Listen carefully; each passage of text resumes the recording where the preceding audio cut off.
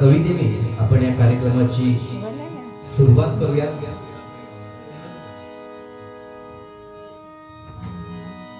आई पहिला संस्कार, आई पहिला उच्चार, आई पहिला संस्कार, आई पहिला उच्चार। शब्दांकडे लक्ष असू द्या, कारण आई बद्दल एवढी बारीक कविता आजपर्यंत तयार नाही झाली। भजनांमध्ये संत लिखित घेतलं जातं, पण तरीही या कवितेने सुरुवात होते, म्हणजे त्या कवितेचं गांभीर्य किती आहे। जेव्हा लहान मूल मोठं होतं, पहिला उच्चार आई असतो, त्या आईवरचे सगळे संस्कार मुलात येतात।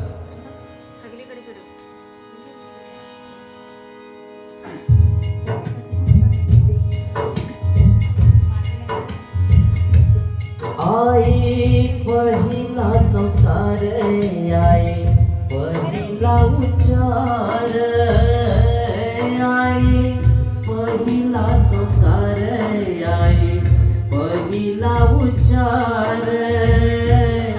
खोल जाणाऱ्या जीवाला तोला मुलाचा आधार, खोल जाणाऱ्या जीवाला तोला मुलाचा आधार। आई घडविते घर, आई ती कविते घर, आई घडविते घर, आई ती कविते घर। आई घराचे मजल, आई चेतनेचा स्वर, आई घराचे मजल, आई चेतनेचा स्वर।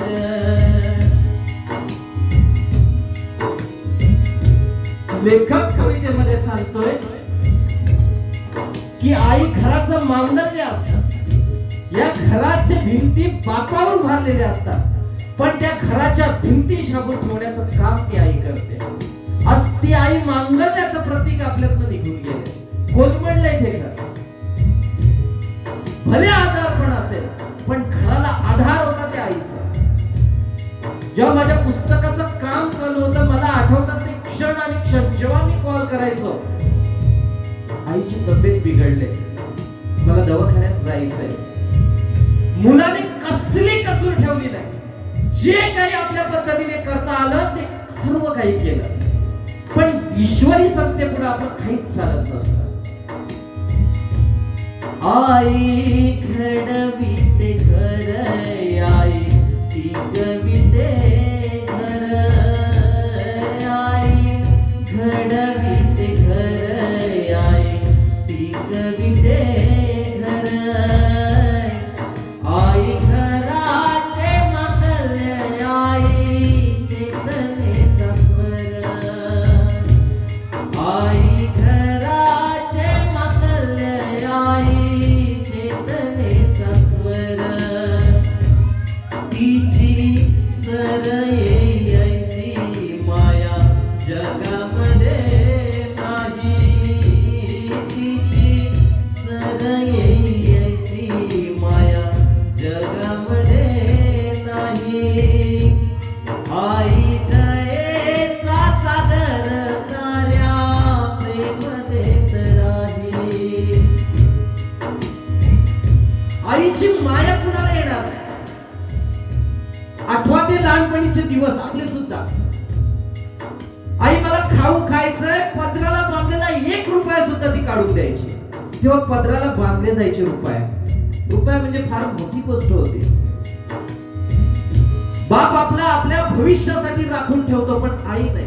आईचं दातृत्व मुलांसाठी इतकं मोठं आहे की जर किडनी मागितली तरी आई ती दिली, अशी बरीच उदाहरणं आपल्याला माहिती आहे। ती आई आज आपल्यातून निघून गेली। तिची सर येईची माया जगामध्ये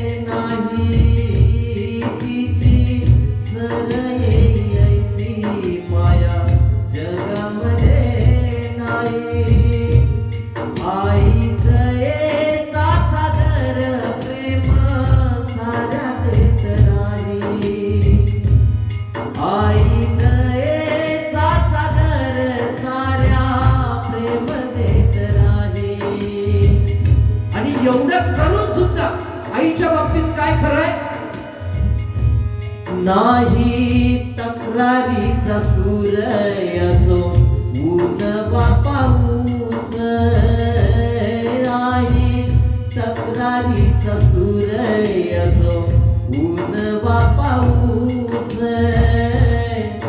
आई आवंडा गिळीते डोळी आणि नाटी पूस. ऊन वारा पाऊस कोणताही महिना चालू असू दे, आईकडे तक्रार नसते, मुलाची तर अजिबातच नसते. कितीही विपरीत पोरगा असला तर आईसाठी ते प्रियच, कधी कधी त्याची तक्रार नाही करणार.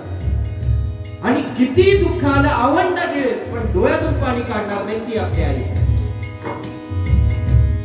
नाही तक्रारीचा सूर असो ऊन वा पाऊस, आई आवंडा गिळीते डोळी आणि नाटी पूस.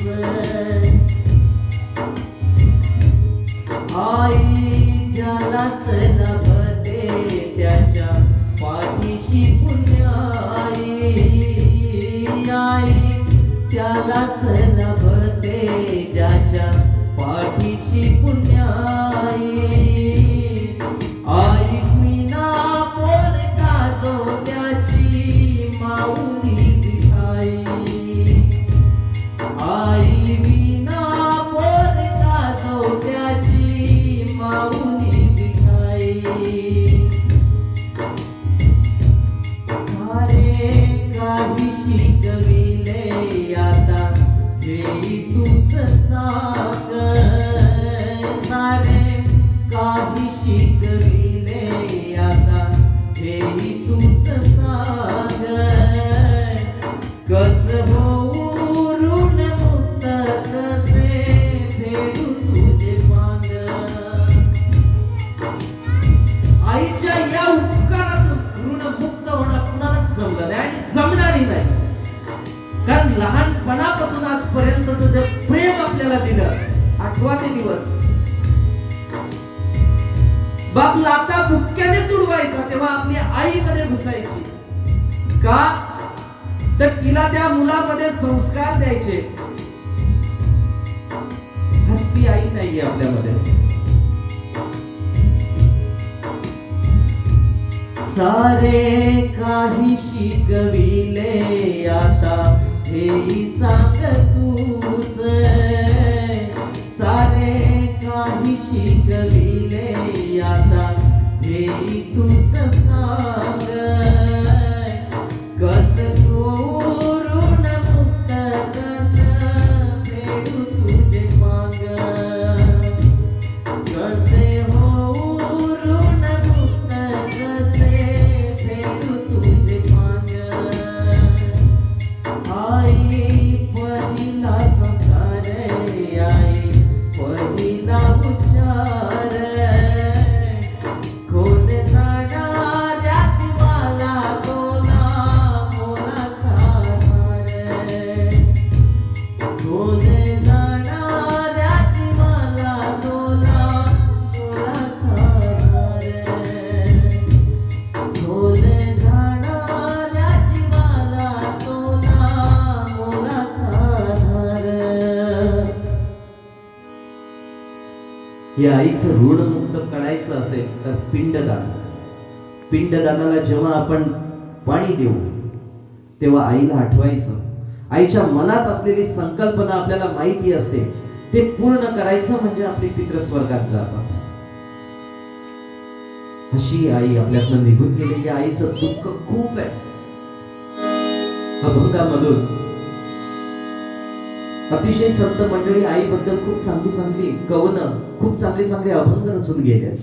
त्यातील एक अभंग